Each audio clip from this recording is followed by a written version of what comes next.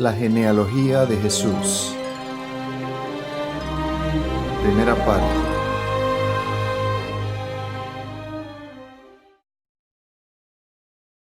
En esta mañana preciosa, mis hermanos, siéntanse bendecidos con toda bendición espiritual desde lo alto, en los lugares celestiales en Cristo Jesús, Señor nuestro. En esta ocasión vamos a abrir la Biblia en Mateo capítulo 1, versículo 1. Todo el que tenga su Biblia, ábrala conmigo en Mateo 1:1. Y el que no la tenga, acérquese a un cristiano para que también la pueda leer. Dice así la palabra de Dios: genealogía de Jesucristo. Libro de la genealogía de Jesucristo, hijo de David, hijo de Abraham. Abraham engendró a Isaac, Isaac a Jacob, y Jacob a Judá y a sus hermanos. Judá engendró de Tamar a Fares y a Zara, Fares a Esrom y Esrom a Aram. Aram engendró a Aminadab, Aminadab a Naasón y Naasón a Salmón. Salmón engendró de Rahab a Booz, Booz engendró de Ruth a Obed y Obed a Isaí. Isaí engendró al rey David y el rey David engendró a Salomón, de la que fue mujer de Urías. Salomón engendró a Roboam, Roboam a Abías y Abías a Asa. Asa engendró a Josafat, Josafat a Joram y Joram a Usías. Usías engendró a Jotam, Jotam a Acaz y Acaz a Ezequías. Ezequías engendró a Manasés, Manasés a Amón y Amón a Josías. Josías engendró a Jeconías y a sus hermanos en el tiempo de la deportación a Babilonia. Después de la deportación a Babilonia, Jeconías engendró a Salatiel y Salatiel a Zorobabel. Zorobabel engendró a Abiud a Eliakim y Eliakim a Azor. Azor engendró a Sadoc, Sadoc a Akim y Akim a Eliud. Eliud engendró a Eleazar, Eleazar a Matán, Matán a Jacob y Jacob engendró a José, marido de María, de la cual nació Jesús, llamado el Cristo. De manera que todas las generaciones, desde Abraham hasta David, son 14. Desde David hasta la deportación a Babilonia, 14. Y desde la deportación a Babilonia a Cristo, 14. Sea bendecida la palabra del Señor en medio nuestro, en nuestros corazones, en esta preciosa mañana. Mis hermanos, cuando se menciona el capítulo 1 del Evangelio según San Mateo, nuestra mente se dirige inmediatamente a la segunda parte del capítulo, que tiene que ver con el nacimiento del Señor Jesucristo. Generalmente obviamos la primera parte porque contiene una larga lista de nombres bíblicos que no aparenta tener mayor importancia. Una lectura rápida del Nuevo Testamento puede hacer que una persona se pregunte por qué empieza el primer evangelio y el Nuevo Testamento con algo tan tedioso como un árbol genealógico. Se podría llegar a la conclusión de que hay poco que sacar de esta lista de nombres y por ello saltarlo para pasar a donde comienza la acción. Esto es, de los versículos 18 al 25 que narra el nacimiento del Señor. Pero Mateo comienza su evangelio contestando la pregunta que millones de personas se han hecho a lo largo de la historia y continúan haciéndose hoy día. ¿Quién es este Jesús que los cristianos adoran y siguen? Y la respuesta a esa pregunta, como ustedes podrán notar, es de vital importancia.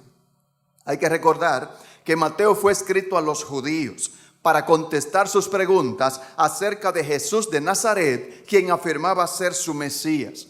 Pero en este evangelio, o por eso en este evangelio, se habla muchas veces de Jesús como el hijo de David y el que cumple las profecías del Antiguo Testamento sobre el Mesías. Recuerde que en los tiempos de Cristo, Judea estaba dominada por el Imperio Romano. Los romanos eran conquistadores crueles que tenían al pueblo judío sometido a pesadas cargas impositivas y a yugos y a vejámenes de todo tipo. Por eso el pueblo judío gemía al Señor esperando que llegara el Mesías que los iba a librar del yugo romano, que sería rey sobre Israel y que gobernaría desde el trono de Jerusalén desde el trono de David para siempre. Imagínense, la esperanza mesiánica en el pueblo judío en los tiempos de Cristo estaba más alta que nunca. Y subió más todavía cuando llegaron unos magos de Oriente y empezaron a preguntar: ¿dónde está el rey de los judíos que ha nacido? Porque su estrella hemos visto en el oriente y hemos venido a adorarle. El mismo Mateo dice que toda Jerusalén y Herodes se turbó cuando oyeron estas palabras. Se turbó el pueblo porque renació la esperanza nuevamente. El Mesías había nacido y Herodes obviamente se turbó porque tuvo miedo que le quitaran su trono, y por eso ordenó la matanza de todos los niños menores de 2 años. Como es universalmente reconocido, los judíos estaban muy interesados en las genealogías. Los judíos son tenaces respecto a su linaje. De hecho, esa es una de las razones por las que el pueblo judío siguió cohesionado a pesar de los siglos del destierro y el esparcimiento por todas las naciones del mundo conocido. Pero muchas veces los judíos eran extremistas en cuanto a saber de dónde descendían.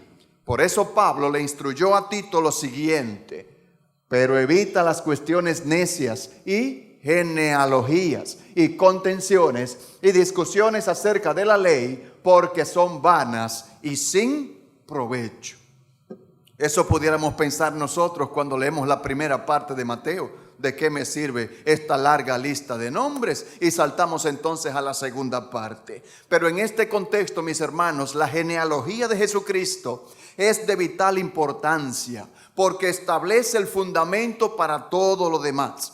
A no ser que se pueda demostrar que Jesús es un descendiente legal del rey David, es imposible demostrar que sea el Mesías rey de Israel. Mateo comienza su relato entonces por donde debe empezarlo, presentando la evidencia documentada de que Jesús heredó el derecho legal al trono de David a través de su padre adoptivo José. Con todo esto en mente, mis hermanos, vamos a pasar 2 estudios bíblicos considerando la importancia de las enseñanzas que podemos sacar de esta primera parte del capítulo 1 de Mateo, versículos 1 al 17. Entremos pues en materia. El capítulo 1 empieza así.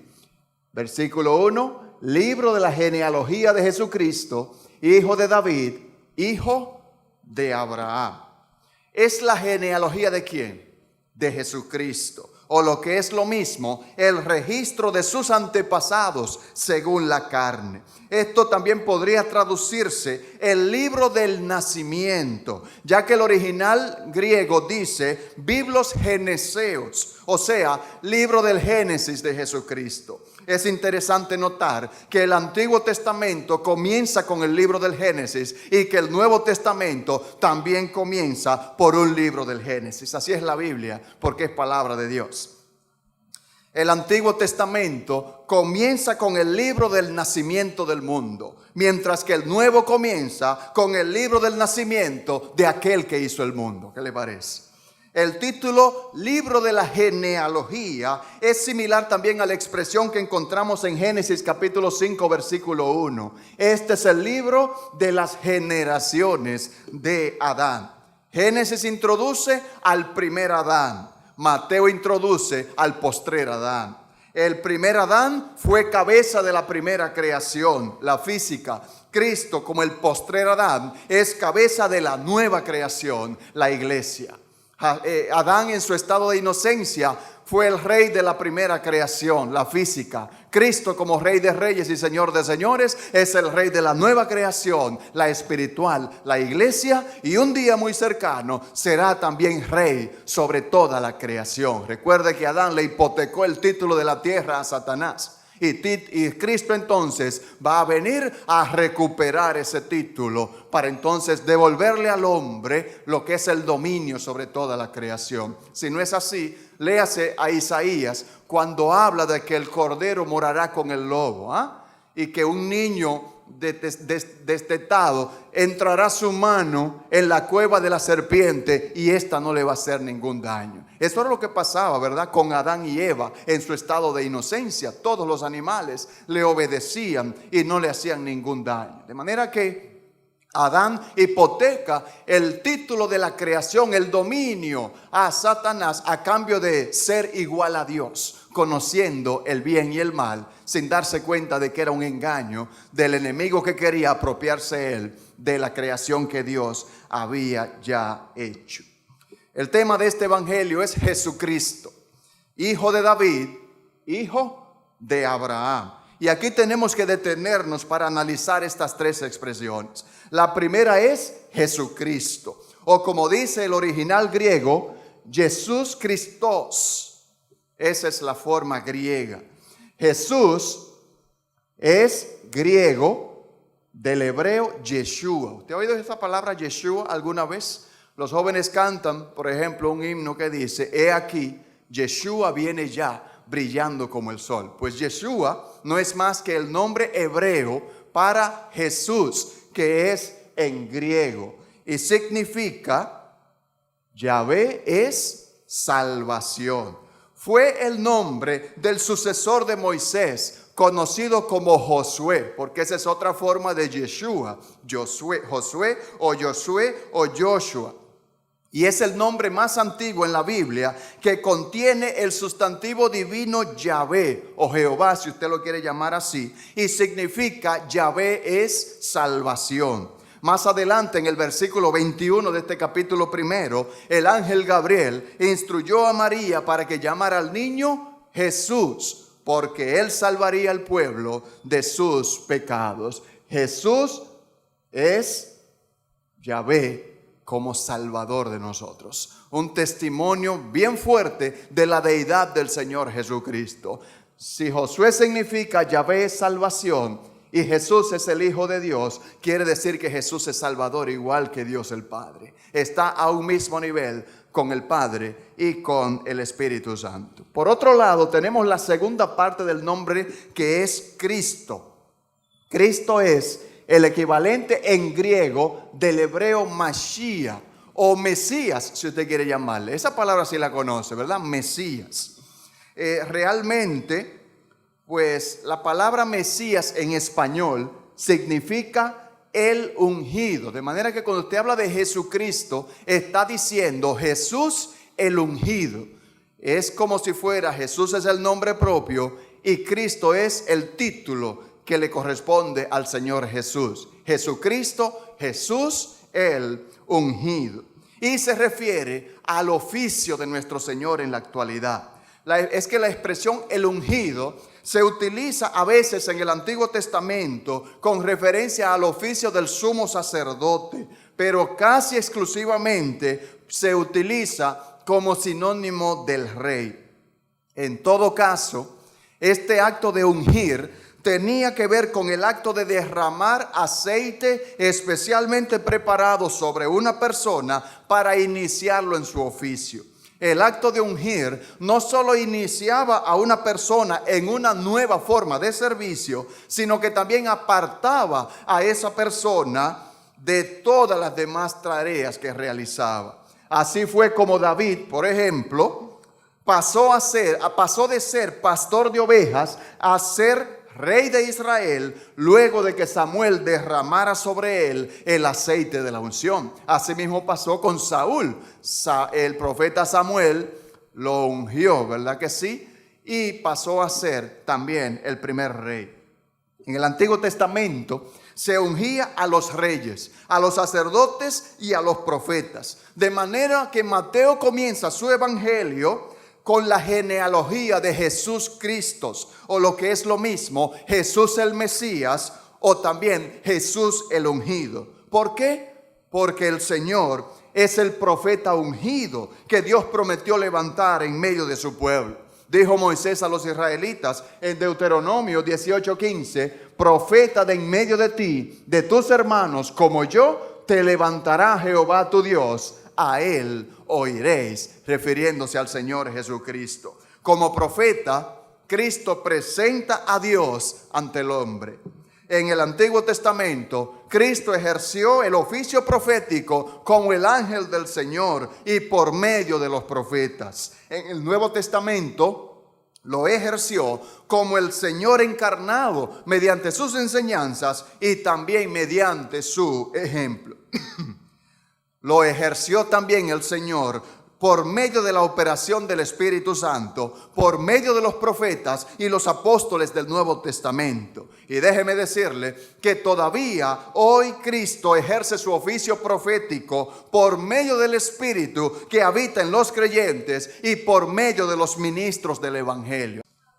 En segundo lugar, Él es el ungido sumo sacerdote según el orden de Melquisedec. Un sacerdote real cuyo sacerdocio es para siempre. Qué interesante cómo el Espíritu Santo obra. Y el hermano Saúl trae precisamente a colación la porción de Hebreos, hablando de Jesucristo, ¿verdad? Como un mejor sumo sacerdote.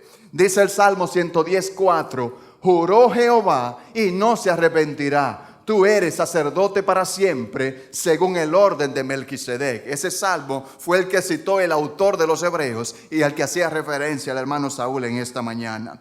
Como sacerdote, Cristo presenta al hombre ante la presencia de Dios. Miren la diferencia, ¿eh? Como sacerdote, como profeta, Cristo presenta a Dios ante el hombre. Ahora, como sacerdote, Cristo presenta al hombre ante la presencia de Dios. Y lo más impresionante, mis hermanos, acerca de la obra sacerdotal de Cristo, es que Cristo aparece en ellas a la vez como sacerdote y como el sacrificio ofrecido. ¿Qué le parece? Ese es el único sacerdote que es a la vez, ejerce su ministerio sacerdotal y también él mismo se ofrece como la víctima.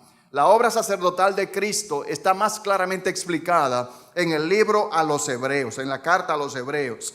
Ahí nuestro mediador se describe como nuestro sumo sacerdote único, eterno, verdadero y perfecto. Él ha sido designado por Dios y toma nuestro lugar diariamente. Y por el sacrificio de sí mismo obtiene una verdadera y perfecta redención. ¿Recuerda lo que le dijo el apóstol Juan a los hermanos? Hermanos, si pecáremos, abogado tenemos para con el Padre, a Jesucristo el justo. ¿Y cuántas veces en el año pecamos? La pregunta debería ser: ¿cuántas veces en el día pecamos?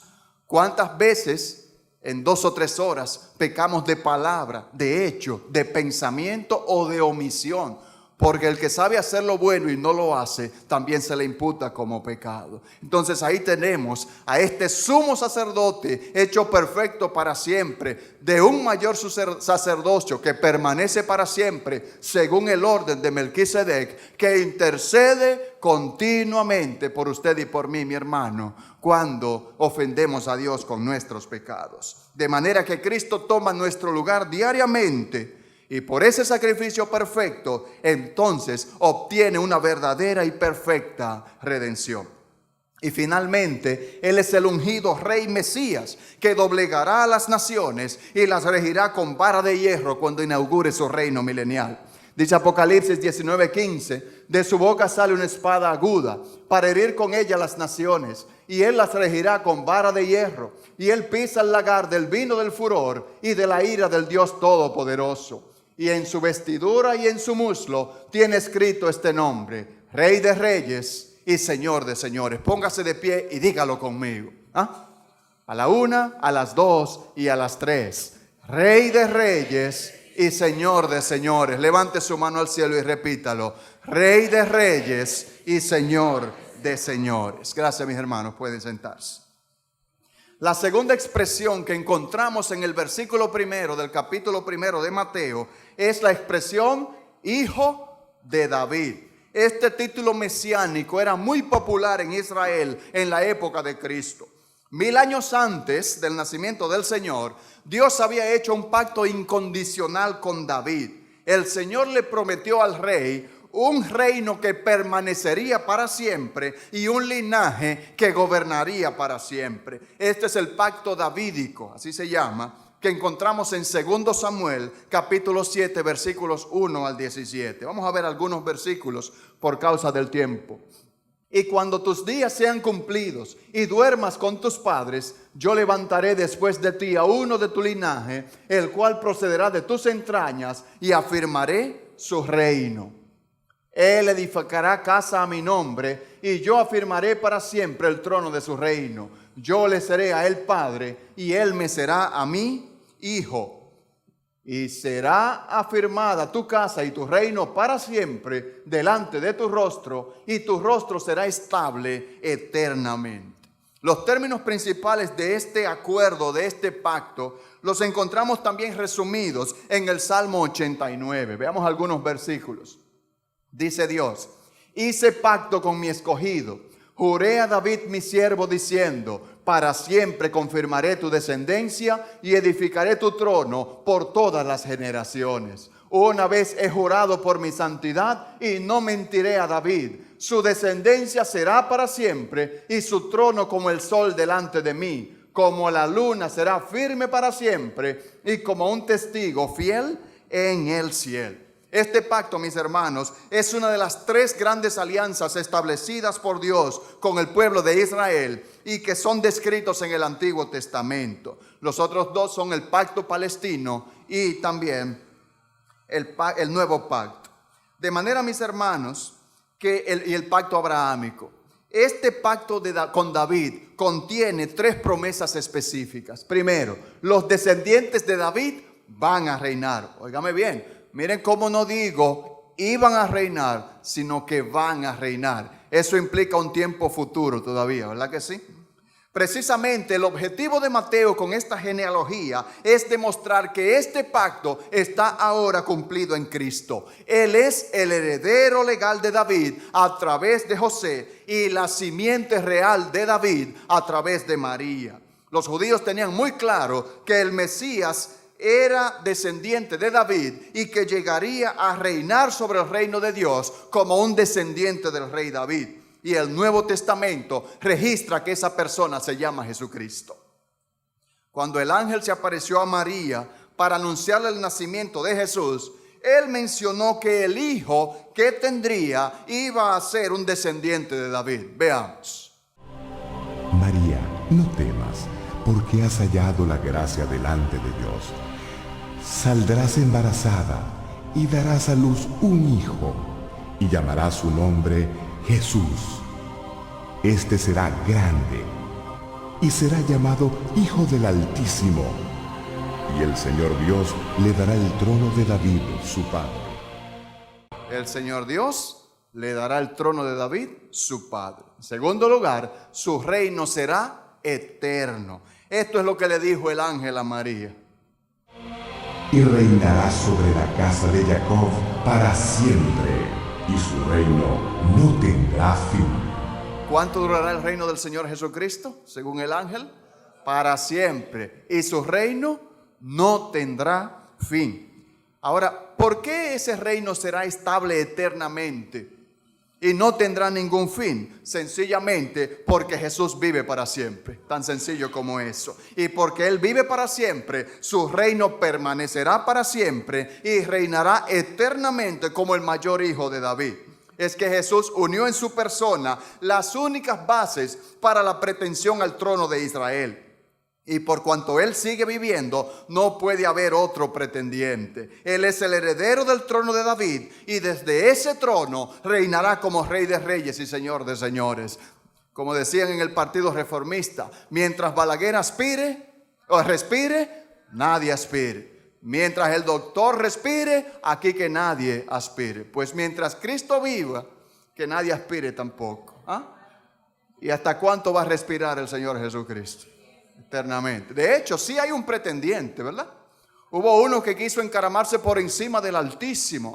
Hasta las alturas donde están las estrellas estableceré mi trono. Porque el objetivo de Satanás es realmente arrebatar lo que es el dominio de toda la creación para ser él el Rey de Reyes y el Señor de Señores. Realmente de lo que va a ser rey es del lago de fuego únicamente. Así lo dice la palabra de Dios. En tercer lugar, este pacto dice que Israel continuará existiendo como nación. Y esto lo hace de manera implícita porque debido a que el reino es para siempre, esta promesa dice que Israel será preservada como nación. Es que la palabra reino en este contexto se refiere al reino político de David sobre Israel. durante el milenio, el Mesías gobernará con vara de hierro a las naciones desde Jerusalén, la ciudad capital de Israel. La tercera expresión entonces de este versículo primero de Mateo 1 es hijo de Abraham. Y esto conecta al Señor Jesucristo con el pacto abrahámico del cual se derivan todos los demás pactos. Hace 4000 años, el Dios del cielo y de la tierra hizo un pacto incondicional con Abraham, quien habría de ser el padre de la nación judía.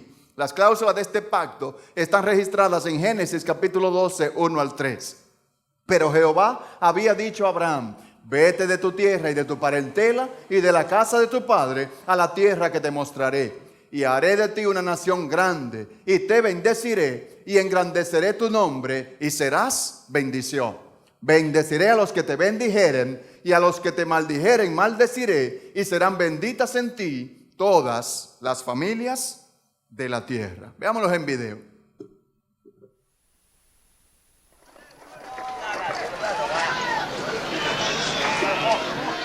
De entre las naciones de la tierra, Dios llamó a un hombre a quien conocemos como Abraham. Dios le dijo que dejara su hogar y que fuese a una tierra que Él le mostraría. Tomando su gente y sus posesiones, Abraham obedeció. Dios le prometió a Abraham que poseería esa tierra, que sería el padre de una gran nación y que por medio de él, todas las naciones de la tierra serían benditas. Era una promesa insólita, ya que Abraham y su esposa Sara no tenían hijos propios. Pero Abraham obedeció a Dios y guió a su gente a la tierra de Canaán. En primer lugar, este pacto establece que Dios prometió bendecir a Abraham. Él no solo obtuvo grandes riquezas materiales, sino que por miles de años el nombre solo de Abraham ha sido reverenciado por judíos, por cristianos y por musulmanes, que son una proporción significativa de la población mundial. Abraham ha sido bendecido también a través de los dones que Dios le dio a sus descendientes directos, los judíos.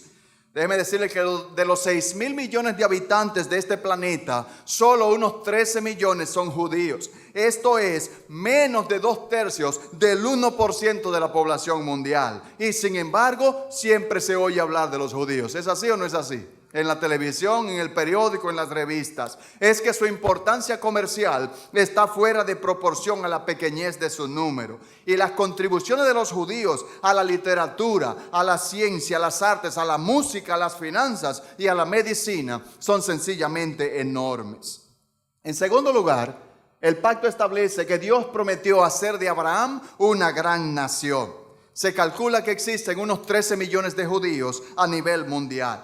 Si le añadimos todos los descendientes de Abraham que han vivido a través de la historia, incluyendo las naciones árabes, así como su descendencia espiritual que es la iglesia que tenemos, una descendencia como las estrellas del cielo que no pueden ser contadas. En tercer lugar, Dios prometió a Abraham que sería una bendición para muchos, y esta bendición ha sido cumplida de manera espectacular. Pensemos un instante lo que hubiera sido de este mundo sin los judíos. Sin los judíos no tendríamos los 10 mandamientos, que han sido la base de muchas de las leyes en las naciones civilizadas del mundo. Sin los judíos no hubiésemos tenido la Biblia. Sin los judíos no hubiese habido Jesús, Yeshua. Sin el Jesús judío no hubiese habido cristianismo. Y si no hubiese el cristianismo propagado por los apóstoles judíos, hoy estuviésemos vagando en este mundo sin Dios, sin Cristo y sin esperanza, en camino a la condenación eterna. ¿Verdad que tenemos mucho que agradecer al pueblo judío? En cuarto lugar, mis hermanos, Dios prometió bendecir a los que bendijeran a Israel y maldecir a aquellos que la maldijeran. Y Él ha mantenido esta promesa de manera inalterable por 4000 años. Tanto la Biblia como la historia secular muestran que Abraham y sus descendientes han sido una bendición para otras personas, tal como Dios había dicho. Por ejemplo, ninguna nación ha bendecido más a Israel que los Estados Unidos. Y ninguna nación del mundo ha sido bendecida más que los Estados Unidos. Por eso está en pie hoy, a pesar de su descomposición social y su alejamiento de los principios bajo los cuales fue fundada la nación. Ya están pensando incluso retirar del Congreso "In God We Trust" y del billete del dólar. Si usted ve un billete de dólar, en la parte de atrás aparece "In God We Trust". En Dios confiamos, como un testimonio de que esa nación fue fundada bajo la Biblia. Está en descomposición completa, el ateísmo va en crecimiento y Estados Unidos está en pie solamente porque ha bendecido a los judíos de una manera espectacular. Ahora bien, creo que ninguna nación en Centroamérica ha sido bendecida más que la República Dominicana. Con todos los problemas que tenemos económicos y delincuencia y todo eso, usted compara a los demás países y ninguno ha sido más bendecido que el nuestro. De hecho, ningún pueblo de este país ha sido bendecido más que Sosúa. Usted que vive aquí, dígame si no. ¿Por qué? Por el hecho de que un grupo de judíos llegó en el año 40 y se estableció fundando las dos compañías, ¿verdad?, de la Dorsa, que son la compañía lechera y la ganadera, ¿verdad que sí? La base de la economía de este pueblo en esos años y lo que estableció las bases para un turismo que ha crecido de manera sostenida durante todos estos años. Por otro lado, solo hay que echar un vistazo a la historia para darnos cuenta cómo los juicios de Dios han caído severamente sobre los que han maldecido a Israel. Egipto, Asiria, Babilonia, Roma y en tiempos modernos España, Alemania y Rusia. Pero nadie ha maldecido más a Israel que las naciones árabes. Y como consecuencia, la gran mayoría de esos países viven en gran estado de precariedad a pesar de estar nadando en el petróleo.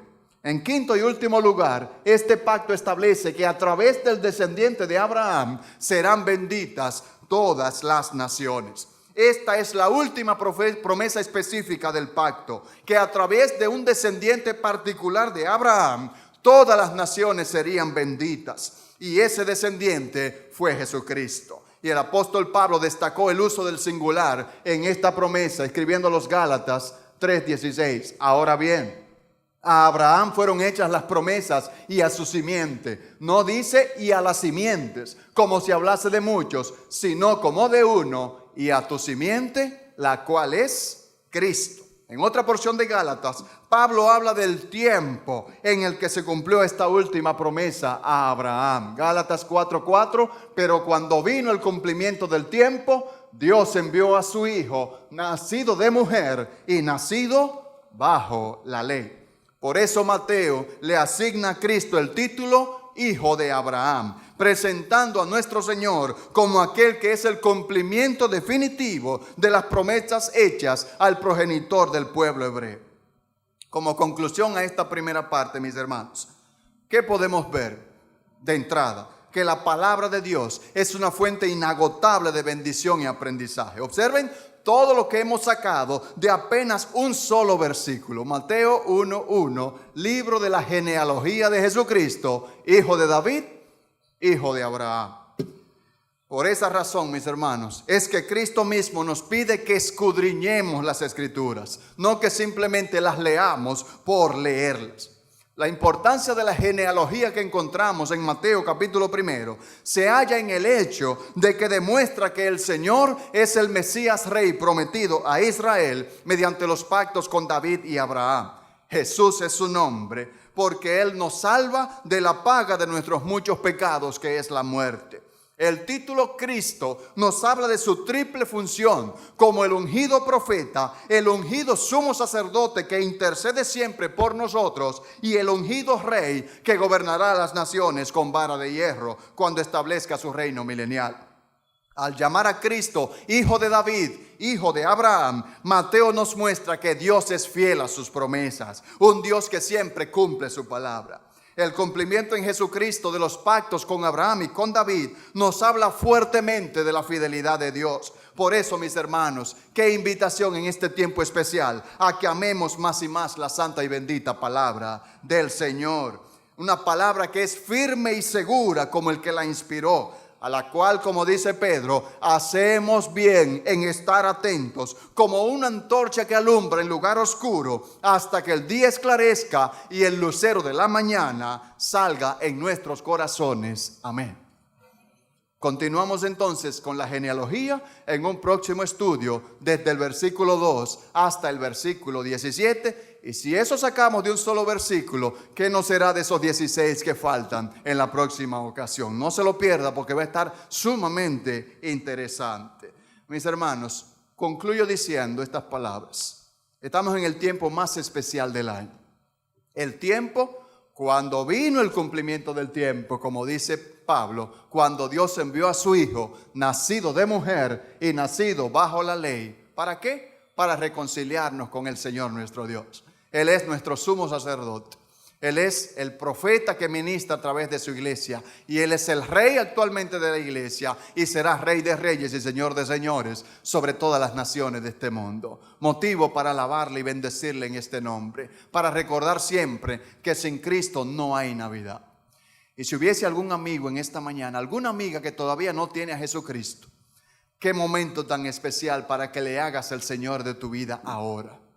Él vino a este mundo solamente para librarnos de la condenación, porque de tal manera amó Dios al mundo que dio a su Hijo unigénito, para que todo aquel que en Él cree no se pierda, mas tenga la vida eterna. Es nuestra oración que si tú no tienes a Cristo todavía, en esta mañana hagas tu decisión definitiva de arrepentirte de tus pecados y entregar tu vida completa al Señor. Si es así, no salgas por esa puerta sin hablar con alguno de los hermanos, conmigo, con cualquiera de los ancianos, manifestándole tu deseo de aceptar a Jesucristo como tu Señor y Salvador. Que ese mismo Señor de gracia y de paz nos bendiga ricamente en este precioso periodo de la Navidad. Les dejo con esta preciosa alabanza, alusiva precisamente a la maravilla de que el Dios eterno quiso hacerse finito como los hombres solamente por amor a ti y por amor a mí.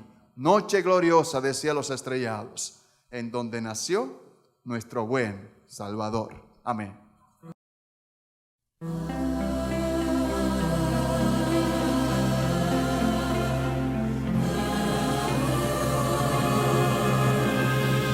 Noche gloriosa de cielos estrellados,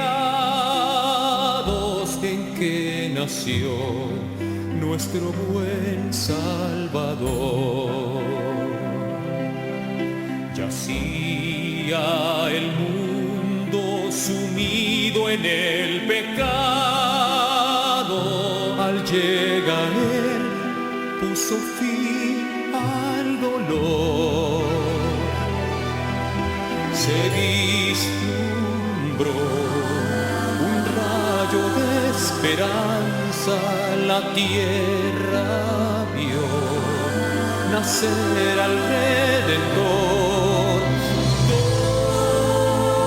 Dóblese toda rodilla en su presencia y escuchen los hombres el coro angelical. Jesús nació. Noche sin igual.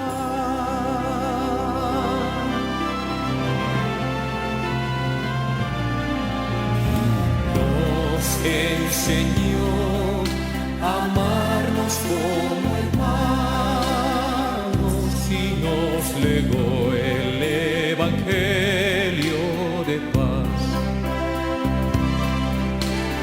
Llegará el día en que el reine soberano y así por fin la opresión cesará.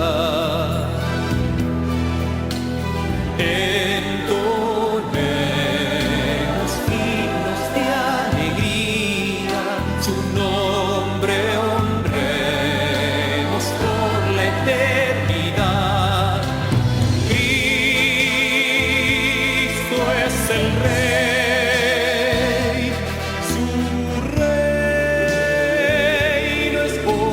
siglos, su gloria y poder por siempre proclamar. Su eterna gloria por siempre proclamar.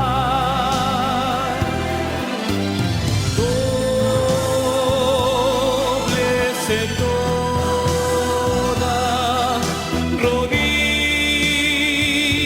en su presencia y escuchen los hombres el coro angelical. Jesús nació,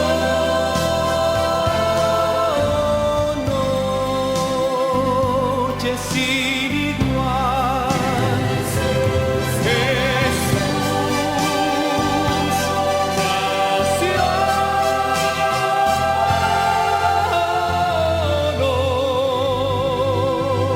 noche sin